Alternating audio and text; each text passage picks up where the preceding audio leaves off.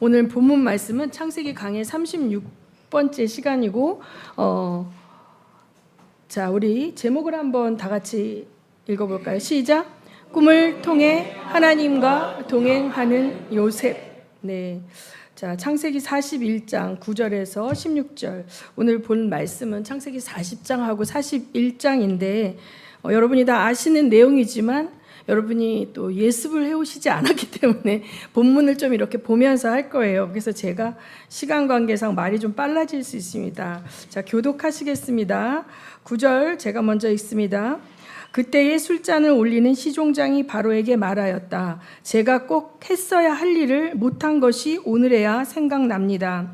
예수님께서 종들에게 노하셔서 저와 빵을 구워 올리는 시종장을 경호대장 집 감옥에 가두신 일이 있습니다. 저희들이 같은 날 밤에 각각 꿈을 꾸었는데 두 꿈의 내용이 너무나 달랐습니다. 그때에 그곳에 경호대장의 종인 히브리 소년이 저희와 함께 있었습니다. 그가 그 꿈을 풀었습니다. 저희 두 사람에게 제각기 꿈 해몽하여 주었던 것입니다. 그리고 그가 해몽한 대로 꼭 그대로 되어서 저는 복직되고 그 사람은 처형되었습니다. 이 말을 듣고서 바로가 사람을 보내어 요셉을 불러오게 하였고 사람들은 곧바로 그를 구덩이에서 끌어냈다. 요셉이 수염을 깎고 옷을 갈아입고 바로 앞으로 나아가니 바로가 요셉에게 말하였다. 내가 꿈을 하나 꾸었는데 그것을 해몽할 수 있는 사람이 없다. 나는 네가 꿈 이야기를 들으면 잘 푼다고 들었다. 그래서 너를 불렀다. 요셉이 바로에게 대답하였다. 저에게는 그런 능력이 없습니다. 임금님께서 기뻐하실 대답은 하나님이 해 주실 것입니다. 우리 16절 다시 한번 시작. 요셉이 바로에게 대답하였다. 저에게는 그런 능력이 없습니다. 임금님께서 기뻐하실 대답은 하나님이 해 주실 것입니다.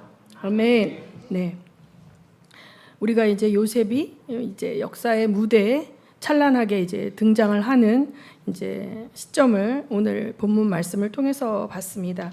이 본문 말씀은 이제 그 술 맡은 관원장과 빵 맡은 관원장이 이제 감옥에서 꾼 꿈을 요셉이 해석하고 난 다음에 요셉이 그 술 맡은 관원장에게 간절히 부탁을 했죠. 이제 다시 나가시게 되면 저를 좀 기억해 주십시오. 저는 여기 갇힐 만한 죄를 짓지 않았습니다. 그런데 이 사람이 어떻게 해요? 그 사실을 까맣게 잊어버리고 있었고 때 세월이 한참 흘렀는데 바로가 어떻게 됐어요? 바로가 꿈을 꿨죠. 근데 그 바로의 꿈을 해석할 수 있는 사람이 없게 되고 바로는 그 꿈 때문에 너무 고심하고 답답해하자 이제 술 맡은 관원장이 불현듯 그 사건이 생각이 나서 이제 바로에게 찾아가서 말하는 이 장면이에요. 자, 우리가 지난 수요일 날 이제 뭘 했냐면 지난 수요일 날 요셉의 상황 속에서 하나님이 어떻게 하셨다? 함께 하셨다, 동행하셨다. 이게 주제라 그랬죠. 그래서 그런데 요셉이 어땠습니까? 행복했습니까? 그 시간들 가운데? 아니죠. 어떻게 해요? 형들의 그 미움과 시기 질투로 인해서 이 객지로 팔려나가는, 그래서 노예가 되는 사건이 일어나고 또 노예 자리에서도 최선을 다해서 열심히 살았을 때 그 유혹 앞에 믿음을 지킨 그 대가 지불이 뭐예요? 감옥에 갇히는. 그런데 그러한 불행, 우리가 생각하면 뭐라 그러죠? 막장 드라마에서는 복수의 스토리가 전개되어야만 한 그 사건들 속에서도 하나님은 어떤 말을 하십니까? 하나님이 요셉과 함께 하심으로 요셉이 하는 일마다 형통하였더라. 이렇게 얘기해요. 그래서 하나님이 형통하시다고 말씀하셨는데 우리가 생각하는 형통과는 참 거리가 멀다. 우리가 생각하는 형통은 아무런 일이 일어나지 않고 그냥 평안한 삶을 사는 거를 형통이라고 하지만 하나님은 뭐예요? 어떤 사건이 우리에게 온다 할지라도 그 사건 때문에 언약의 백성이 망가지거나 믿음을 배반하지 않고 반드시 믿음의 승리로 돌파를 이뤄내는 것을 형통하다라고 말씀하신다는 거예요. 그래서 이제 지난 수요일 날은 이제 그 말씀을 여러분과 함께 나눴다면, 이제 오늘은 이제 17세에 팔려갔던 요셉이 이제 30세가 되어서 요셉의 총리가 되는데 몇 년이 흘렀어요? 13년이 흘렸어요. 우리가 서진교회가 개척한 지 15년 정도 된 것 맞습니까, 목사님? 제가 2009년 때 이제 합류했던 걸로 기억을 하고요. 자, 그래서 13년이라는 세월은요, 굉장히 긴 세월이에요. 그렇죠? 청소년이었던 이제 요셉이 30세가 되면 충분히 이제 결혼하고 가정을 이룰 수 있었던 고대 사회에서는 그런 시절이에요. 그 시절에 노예와 죄수의 신분으로 이제 살아야 했었죠. 자, 그런데 여기서 이 바로 앞에 섰을 때 요셉이 하는 말이 뭐예요? 저에게는 그런 능력이 없습니다. 하나님께서 당신에게 당신이 원하는 답을 주실 것입니다 라고 얘기하는 거예요. 그 전에 요셉이 꿈을 꾸고 막 우쭐해가지고 형들과 또 부모님들 앞에서 그 말했을 때 목에 약간 기부스가 했다면, 지금은 이 사람에게 있어서 나라는 주어가 철저히 빠져 있어요. 그래서 이 사람은 사실은 그 인생 가운데 나의 자아의 성취는 중요하지 않아. 이 시대의 가장 큰 이슈는 뭐냐면 내가 소중하다는 거예요. 나를 우상으로 만드는 게 현대인의 철학이에요. 내가 옳으면 옳은 거예요. 내가 남자로 태어났는데 내가 여자로 살고 싶으면 그게 진리야. 그러니까 너 여자로 사는 걸 방해하는 모든 사람들을 법적으로 다 막아줄 테니까 네가 남자로 태어났지만 여자로 살고 싶으면 네가 여자로 살아. 이게 이 시대의 철학이에요, 여러분. 이거를 하겠다고 전 세계에서 난리거든요. 그런데 이 나의 자아 성취는 이미 요셉에게 중요한 이슈가 아닌 거예요. 그래서 요셉이 노예의 모습으로 살아가던, 죄인의 모습으로 살아가던, 총리의 모습으로 살아가던, 그것이 중요한 게 아니라 요셉의 미션은 뭐다? 하나님의 동역자, 하나님의 사명자로 사는 것이 중요하죠. 그런데 이제 오늘은 못 보지만 이제 다음 시간에 볼 거지만, 요셉에게도 개인의 이슈가 있죠. 가고 싶은 고향을 갈 수 없는 존재.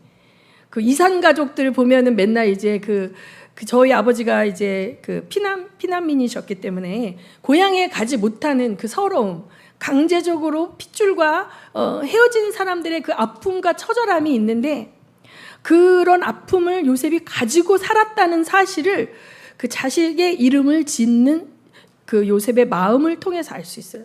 이 성경에는 요셉이 자기 마음을 토로하거나 이런 기도 내용이 전혀 등장하지 않고 굉장히 드라이하게 그냥 팩트를 나열하는 식으로 이 기록이 되고 있는데, 우리가 엿볼 수 있는 요셉의 마음은 이제 뒤에도 좀 나오지만 므낫세라는 자기 아들의 이름을 이제 짓는 거죠.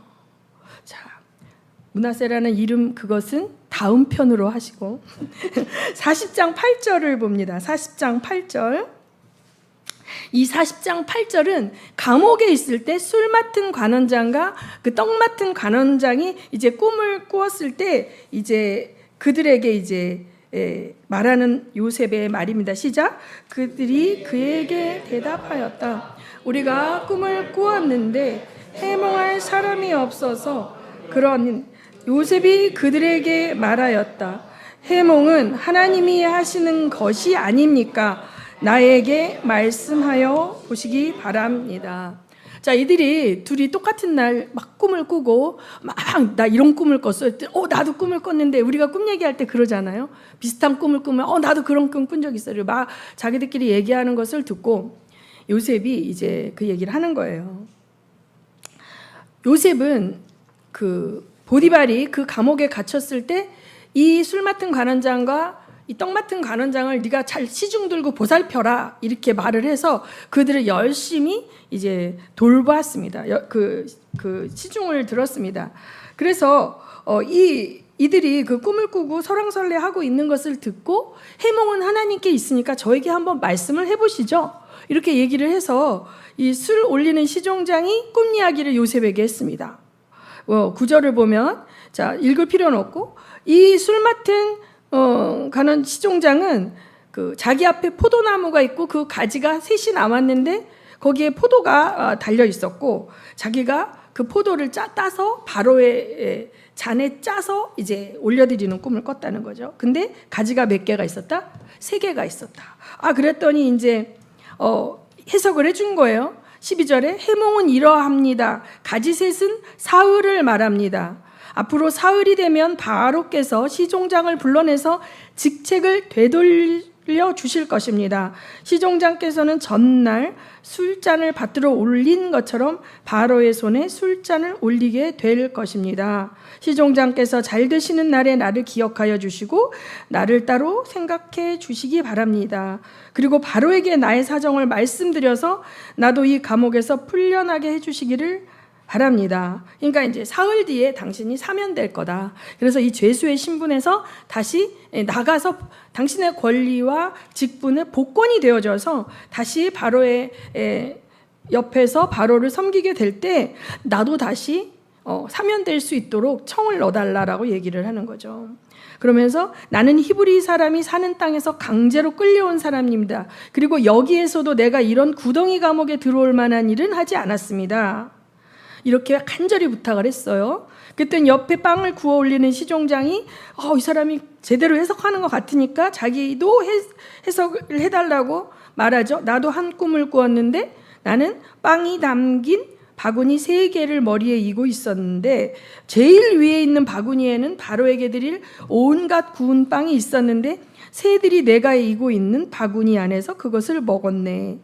요셉이 말하였다. 해몽은 이러합니다. 바구니 셋은 사흘을 말합니다. 앞으로 사흘이 되면 바로께서 시종장을 불러내서 목을 베고 나무에 매다실 터인데 새들이 시종장의 주검을 쪼아 먹을 것입니다. 정반대, 그렇죠? 정반대. 이 두 사람은 왜 갇혔을까? 저는 이제 보면 이들이 아마 그 바로를 위해하려고 하는 어떤 모반 사건의 누명이나 어떤 그러한 정보를 가지고 이제 잡혀 들어온 거예요. 그런데 이제 수사를 하는 과정에서 명확하게 누가 범인인지 모르고 그렇기 때문에 일단 이제 딱 둘 다 이제 가둔 거죠. 정확한 범인이 누군지 모르고. 근데 그 과정 속에서 정확한 범인이 누구예요? 빵 구운 관원장이라는 걸 알았고 술 맡은 사람은 그러니까 억울한 거죠. 죄가 없는데 이제 됐기 때문에 다시 복직이 이제 된 것입니다. 그래서 너무 좀 끔찍하죠? 그 목을 어떻게 해요? 목을 베고 이 시체를 나무에 매다는데 새들이 시종장의 주검을 이렇게 쫙 먹는다는 거예요. 그러니까 제가 어저께 스모이 때문에 유튜브를 보다가 티벳, 제가 원래 저기 세계 돌아다니는 여행 채널 잘 보는데 티벳을 보다가 엄청 기도하게 됐어요. 티벳과 소수민족이 있는 묘족이 뭐예요? 몽족이죠. 라오스의 몽족. 근데 이제 그 티벳에 아무나 못 들어가는 곳에 들어갔는데 그 여행자가 그 천장이라 그러죠. 그곳을 보고 싶었다는 거예요. 그게 뭐냐면 티벳은 어떻게 장례를 치르냐면 시체를 어떻게 해요? 나무에 아니고 거기 가보니까 시체를 사람이 죽잖아요. 그럼 장례를 치르고 난 다음에 그 시체를 들판에 해서 이 내장과 머리를 다 갈라. 그러고 난 다음에 거기다 놔둬. 근데 그거는 못 찍게 해서 한참 뒤에 멀리서 이 사람 하는데 하늘을 보니 독수리들이 한 200마리도 새카맣게 와가지고 거기 앉아서 그 순식간에 1시간도 안 되는 거예요. 1시간도 안 돼. 뼈만 남기고 다 먹고 다시 날아가더라. 근데 그 먹는 장면은 이제 끔찍해서 안 보여주는데 이 사람이 여기 이제 멀리서 오면서 그래서 저는 그게 되게 오래 걸리는 줄 알았거든요. 몇 날 며칠 놔두는 줄 알았더니 그게 아니라 한순간에 200마리 정도 되는 독수리가 와서 그들의 그 라마 불교의 신앙이에요. 그 독수리는 신성한 동물이고 이 사람이 이제 공양이 되는 거예요. 자기의 몸이. 그걸 보면서 제가 그 지역이 이 사천성하고 티벳하고 이제 연결되어져 있는 아주 굉장히 오지 중에 오지인데 그 옛날에 우리가 곤명 신학교 다닐 때 그 시숑반나라고 좀 들었고 거기에 이제 오지에서 온 애들들 묘족들이 있었거든요. 그 왕싱폰이라든지 양계란이라든지 그들이 막 생각이 나서 제가 그거 끄고 막 기도했어요. 이들이 그곳에서 3년 동안 말씀을 배우고 사역자 교육을 받고 다시 고향 마을로 돌아갔는데 그 문화가 이런 뭐 묘족도 있고 뭐 티베트 쪽도 있고 막 이런 곳에 이들이 믿음을 지키고 살게 해달라, 그런 기도가 막 나오더라고요. 저한테 말씀을 배웠던 친구들 이름을 막 생각이 나게 하면서, 그러면서 이 세상에 하나님, 주님을 모르는 사람들은 너무나 다양한 방법으로 자기들 죽음에 대한 부분, 또 영생에 대한 부분, 이런 것들을 해결하고자 많은 것들이 있어요. 그런데 하나님을 믿게 됐다는 것이 얼마나 축복인지 모르겠어요. 어저께 제가 봤던 그 지역은 관광객도 사실 잘 못 가는 지역이니까 지금, 그리고 제가 중국에 그걸 계속 유튜브를 보고 있는데, 중국은 모든 곳에서 알리페이로 이걸 써야 돼요. 그거 뭐죠? 우리 이렇게 딱 그는 거 뭐라 그러지? 바코드 말고 뭐죠? 사과 QR로 다 하고, 그다음에 특별히 외국인은 여권을 반드시, 우리가 뭐 호텔에 묵을 때 여권을 물론 반납하고 이렇게 했던 부분은 있지만, 하다못해 뭐 교통수단을 탈 때가 됐든 음식점이 됐든 뭐가 됐든 외국인은 전부 QR에서 그 동선이 샅샅이 다 돼 있고, 기차를 탈 때는 안면 인식이더라고요. 거의 안면 인식이더라고요. 안면 인식이라서, 여러분 왜 핸드폰 안면 인식 하잖아요. 열릴 때처럼. 근데 중국은 모든 사람들이 이동할 때 안면 인식이에요. 그러니까 거주 이전의 자유가 있는 듯 하나 사실은 뭐예요? 다 모니터링 되고 있는 거고, 이 QR 코드가 이제 사람의 몸 안으로 칩이 들어오게 되면 어떻게 되는 거예요? 이게 없으면 매매를 할 수 없게 되는 계시록의 시대가 이제 정말 코앞이라는 거를 제가 중국을 보면서 또 느꼈는데, 아무튼 그래서 이 새들이 이제 이렇게 죽음을 쪼아 먹을 거라는 이제 꿈을 풀이를 해주니까 엄청 이 사람 화가 났을 것 같아요. 야, 재수없게 너 누구는 이렇게 말하고 막 이렇게 했을 것 같은데, 바로 사흘 뒤는 이제 바로의 생일 잔치 날이죠. 우리나라도 지금도 왜 뭐 8.15라든지 뭐 좋은 날, 나라의 경축일 때 죄수들을 사면해 주는 그런 것이 있는 것처럼, 이때도 이제 바로의 생일날 시종장을 복직시켜 주고, 술 따라 오르는 시종장을 복직시켜 주고, 반역이나 뭐 이런 부분을 했던 빵 굽는 시종장은 그야말로 목베임을 당하고 이제 처형돼서 그런 죽음을 당한 거죠. 그대로 자기 꿈이 보여준 대로 이제 그렇게 한 것이죠. 그래서 이제 그러면 우린 참, 이 술 맡은 관원장이 만약에 그곳에 없었고 진짜 범인이었던 떡 맡은 관원장만 그 감옥에 갇혀서 그 꿈을 꾸고 요셉이 그 꿈을 해석해주고 그 꿈대로 이 사람이 죽었으면 요셉은 어떻게 돼? 나갈 길이 없잖아요. 근데 술 맡은 관원장은 죄가 없는데 갇혀서 꿈을 꾸고 복직이 돼서 어떻게 돼요? 통로가 된 거야. 증인이 된 거야. 이 사람이 가지고 있는 꿈을 해석하는 능력과 그 꿈이 이 사람이 한 대로 그대로 된다라는 것에 대해서 목격하고 경험한 증인이 되어져서 그것을 바로 앞에서 지금 얘기하고 있는 게 오늘의 본문이지 않습니까? 그래서 여러분 이제 이 말씀들을 보면서 제가 꿈에 대해서 한번 여러분에게 조금 이제 코멘트를 해드리고 싶어요. 하나님께서 성경에 꿈을 통해서 예언하시고 계시하시는 장면이 참 많이 나오거든요. 그래서 하나님이 중요한 역사의 어떤 사건들을 통해서 하나님이 하셨다라는 것을 알게 하기 위해서 미리, 그렇죠? 그 일이 일어나기 전에 미리 이제 꿈을 주시고 환상을 주시고 또 선지자들을 통해서 그거를 선포하게 하시고 그걸 들은 자들이 그 성취되는 것을 보고 하나님이 하셨다, 하나님이 하신다라는 걸 알게 하기 위해서 꿈을 사용하시기도 합니다. 그런데 꿈이라는 것 자체가 100% 하나님이 사용하시는 것이 아니라 하나님이 사용하시는 꿈이 있다는 말씀이에요. 무슨 말인지 아시죠? 우리 모든 인간은 꿈을 꿉니다.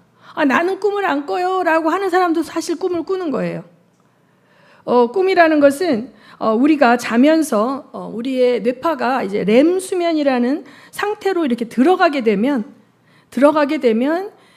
그날 하루에 있었던 일들을 이 뇌세포가 다 이렇게 처리하는 과정 속에서 이제 단기로 기억해야 될 것, 장기로 기억해야 될 걸, 버려야 될 걸, 망각해야 될 것, 이런 것들을 다 처리하면서 작동하고 있어요. 우리가 수면하는 상태에서 우리가 몸은 자지만 여러분 이제 건강을 위해서 이제 뭐 여러 건강 상식들 이렇게 하다 보면 우리가 밤에 먹으면 안 되는 이유가 뭐예요? 밤에 먹으면 우리 소화기관이 어떻게 해요? 야간 근무하는 거예요. 야간 근무.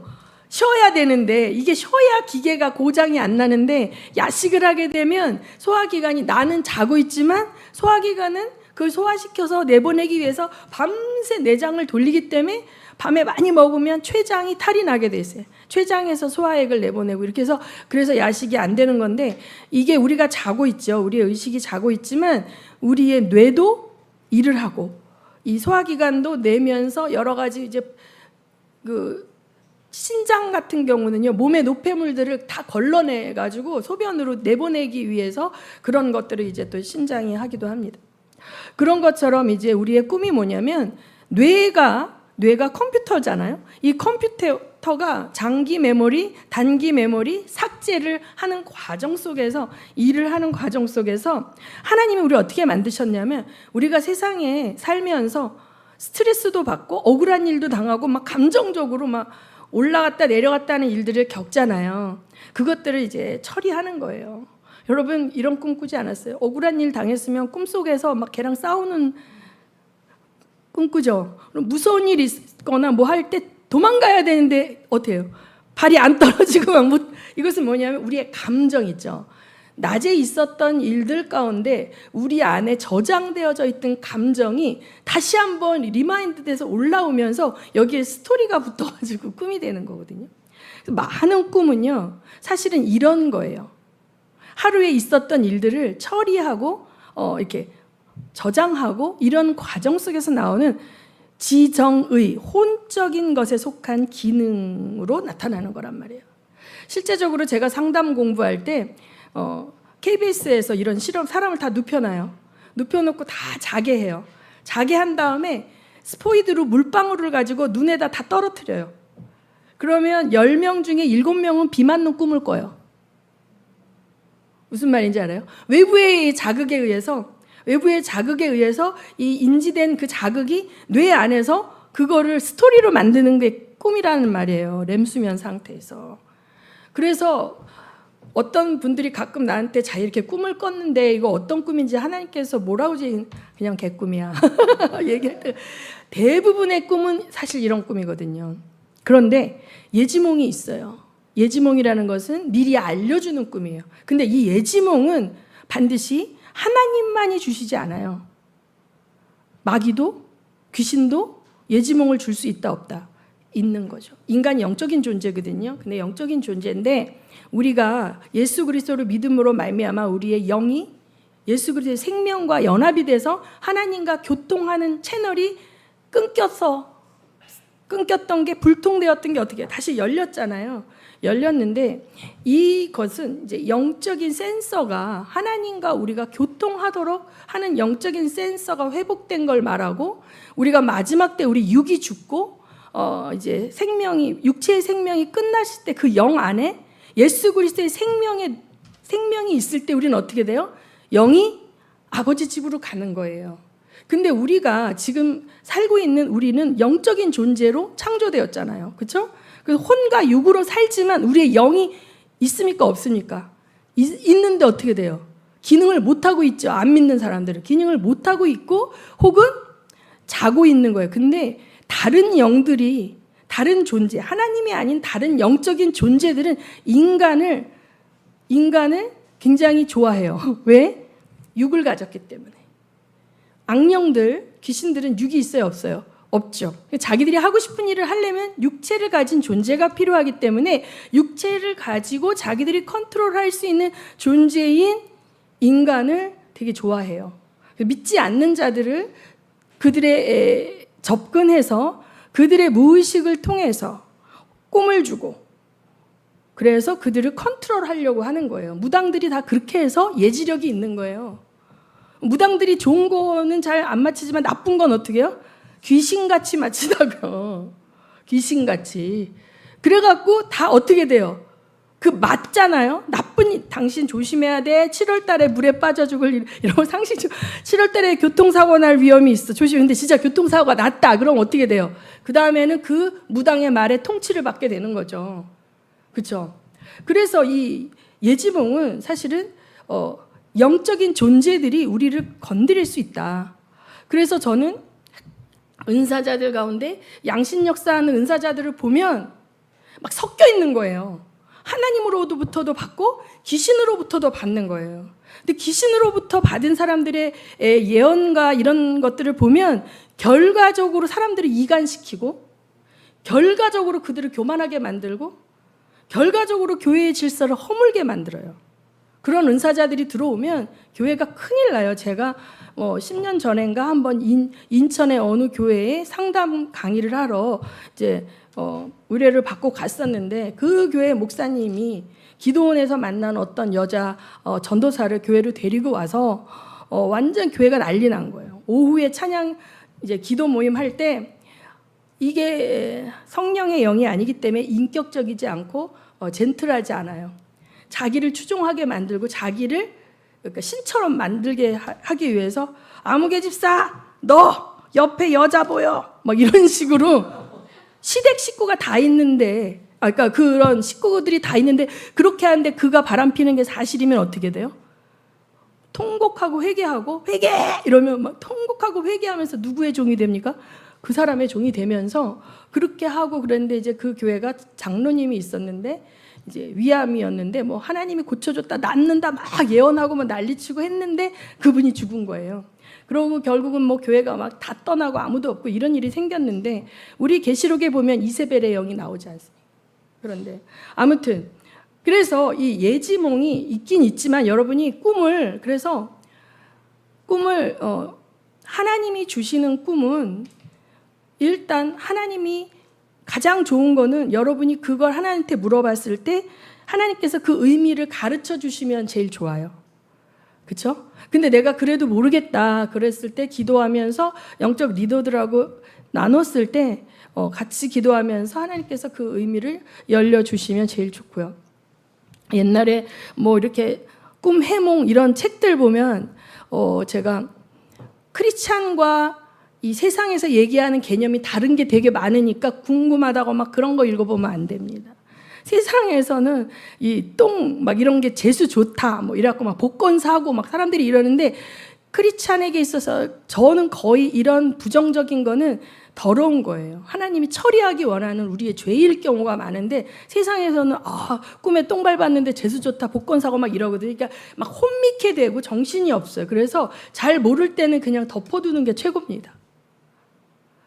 그런데 저는 제 인생 가운데 하나님께서 영혼들을 돌볼 땐 항상 아기를 보는 꿈, 새로운 영혼이 나에게 돌봐야 할 영혼들이 될 때는 아기들을 젖을 이렇게 우유를 먹이거나 케어를 하는 걸 주시더라고요. 그리고 이제 음식을 만들어서 막 먹이고 이렇게. 그러니까 이게 어떻게 보면 성경적으로 나의 직분과 꿈이 어때요? 이게 맞잖아요. 그러니까 하나님께서 컨펌해 주시는 부분이에요. 그래서 이 꿈을 여러분이 너무 크게 생각할 필요는 없어요. 그런데 하나님이 주시는 꿈은 일반 혼적인 꿈과 굉장히 다릅니다. 굉장히 달라요. 평생 생시보다도 더 생생하게 그게 절대 삭제가 안 되고 잊어버리지 않아요. 하나님이 주신 거기 때문에.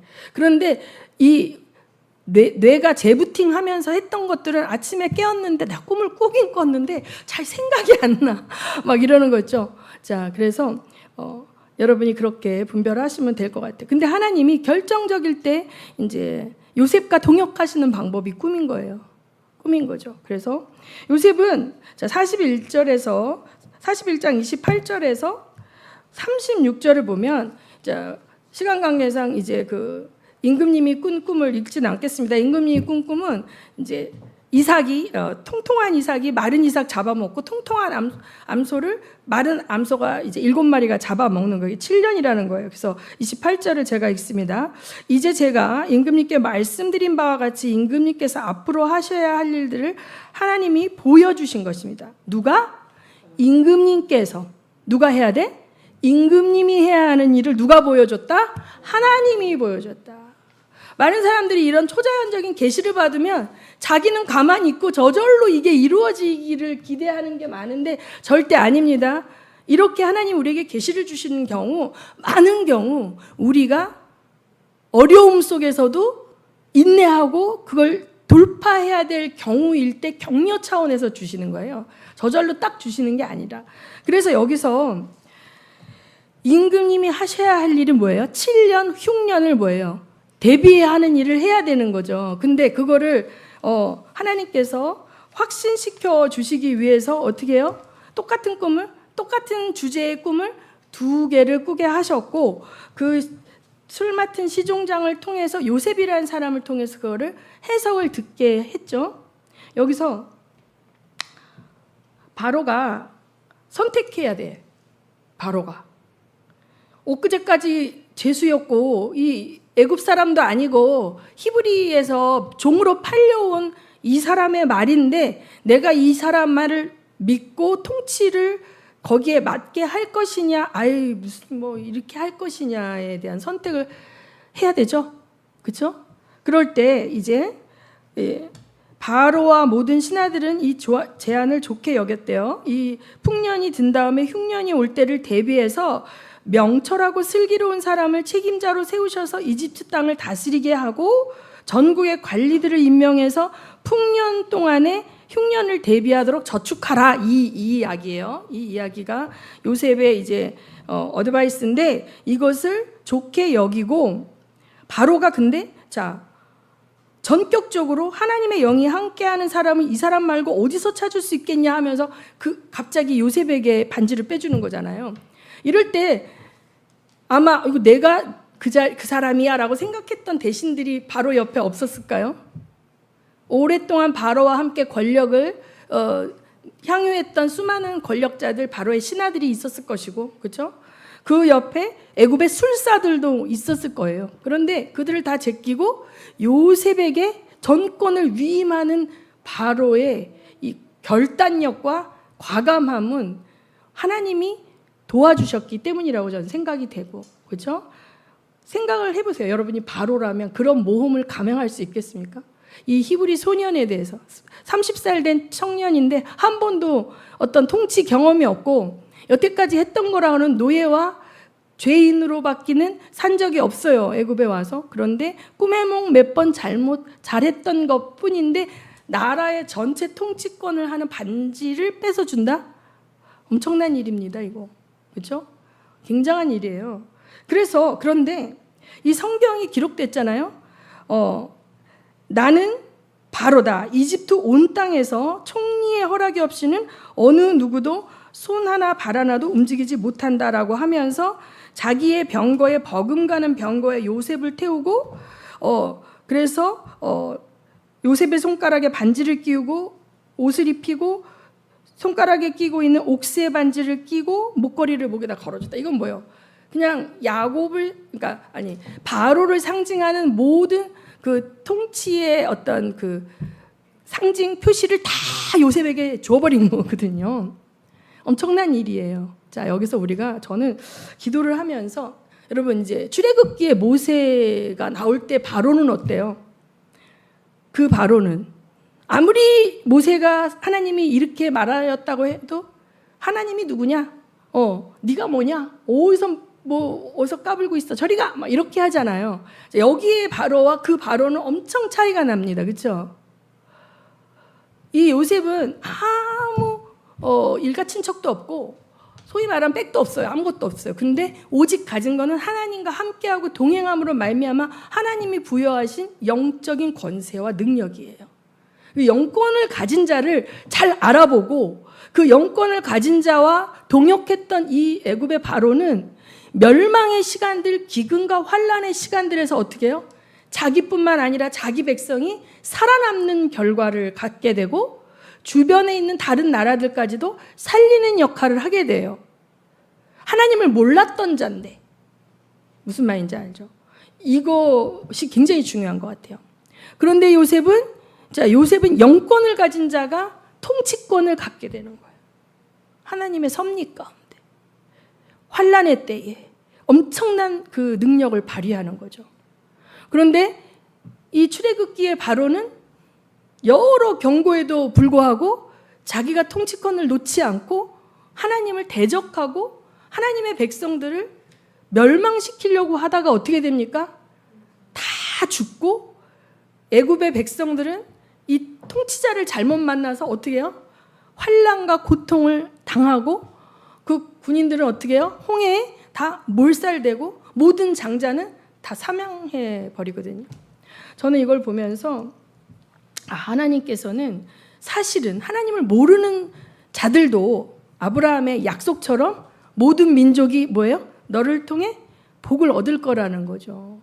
이 요셉을 통해 전혀 하나님을 모르는 애굽의 바로의 통치를 받고 있던 애굽 민족이 죽을 수 있는 환난과 기근에서 살아남는 축복을 경험하는 거예요. 그런데 여기서 더 나가서 어떻게 됩니까? 영적인 복을 얻어서 구원까지 이뤄야 되는데 이 만물의 통치자이신 아버지는 우리가 땅에 속한 자들에게 복이 되길 원해. 우리가 영권을 가지고 다가갔을 때 그들이 영적으로 그 영권 앞에 굴복하고 하나님을 순종하는 존재로 하나님의 말씀을 가볍게 여기지 않고 그 말씀에 순종하고자 바뀔 때 그들이 복을 받고 우리도 복을 받고 그들의 물건이 우리를 살리고 우리의 영권이 그들의 물건을 보호하고 이런 일들이 일어나는 거죠. 이런 사람 되고 싶지 않습니까, 여러분? 이렇게 되기를 정말 소망합니다. 그러면서 저는 마지막 때에 환난과 기근이 오고 정말 곡식값이 막 하늘을 치솟고 이렇게 될 때 하나님께서 선택하신 하나님의 교회 새 언약의 공동체가 하나님으로부터의 계시를 놓치지 않고 하나님의 말씀에 순종함으로 고난을 겪더라도 그 순결한 신부의 모습을 타락하지 않고 지킬 때 무엇이 주어진다? 영권이 주어진다. 아멘. 이 영권이 주어졌을 때 이 영권을 가지고 복음을 선포하고 말씀을 증거하고 사람들을 도울 때에 기도해 줄 때에 그들의 어려움을 우리가 어드바이스 해주고 도울 때에 그들이 듣고 돌이키면 어떻게 된다? 함께 동역자가 되면서 그들의 물건도 함께 나누고 우리의 영권이 그들을 살리는 역사가 일어나는 것입니다. 아멘. 이것을 나라로 적용을 해보자고요. 이 새 언약의 공동체인 이 하나님의 교회를 보호하고 이 교회가 선교할 수 있고 이 교회가 아름답게 봉사하고 구제하고 사회적인 활동을 할 수 있도록 열어주는 나라가 있고 이 교회를 핍박하고 그 자신들의 세상적 통치 권한 아래 가두고 자기들이 하나님 자리를 차지하고 교회를 말살시키는 나라들이 있겠죠. 그렇지 않겠습니까? 하나님이 마지막 추수를 위하여 쓰기 원하는 나라들은 그 통치자들이 교회의 영적 권세와 어드바이스와 고아 과부를 돌볼 수 있는 그 많은 좋은 것들을 가지고 함께 세상의 통치자들과 함께 시너지를 일으키며 나아갈 수 있었으면 좋겠습니다. 그러나 악한 원수에게 속은 모세 때의 바로와 같이 하나님의 계시와 경고를 무시하고 교회를 때려잡고 교회를 핍박하고 주의 종들을 잡아 가두고 모욕을 주고 힘들게 하는 나라들은 심판과 고통을 피하지 못할 것이죠. 그렇기 때문에 여러분이 우리나라를 위해서 기도하셔야 됩니다. 지금 차별금지법과 동성애 합법화를 가지고 막 이렇게 많은 밀리고 밀리는 싸움을 하고 있는데 하나님을 대적하는 악법들이 교회의 합법적인 법으로 교회가 아니라 나라의 헌법 안에 합법적인 법으로 세팅이 되어버리면 교회가 그걸 노하면 어떻게 해요? 교회는 핍박을 받고 고난을 겪죠. 그런데 마지막 때 이게 시간 문제겠지만 하나님이 열방의 모든 나라들을 다 그렇게 하시지는 않을 거라고 저는 생각해요. 소수의 무리지만 예수의 이름을 인하여 핍박받고 고통받고 죽기를 두려워하지 않는 작은 무리들이 크게 분내어 내려간 그 사단의 옛뱀 용들과 싸우려고 해변가에 서 있다고. 제가 어제 계시록을 또 다 읽었습니다. 이 말씀을 준비하다 은혜를 받아가지고 계시록을 다시 보면서 그 마지막 때에 어린 양의 신부로 예배된 교회의 사명이라는 것은 바로 요셉이 보여주고 있는 거예요. 구덩이에 던지우고 감옥에 갇히우고 음란을 거부하다가 죄인이 되어도 그래도 하나님이 그와 동행하신다. 아멘. 동행하실 때 어느 순간 하나님이 쓰시는 그 시점이 되면 하나님의 파트너가 되어져서 하나님과 같이 이 거대한 제국을 사망에서 생명으로 도와주는 역할을 하는데 쓰임받는 거죠. 애굽이 그래서 이스라엘 백성의 태반이 되는 거예요. 이스라엘 백성 야곱의 가정이 이민 와서 430년 동안 하나의 민족으로 생육하고 번성하는 거대한 하나의 뭐예요?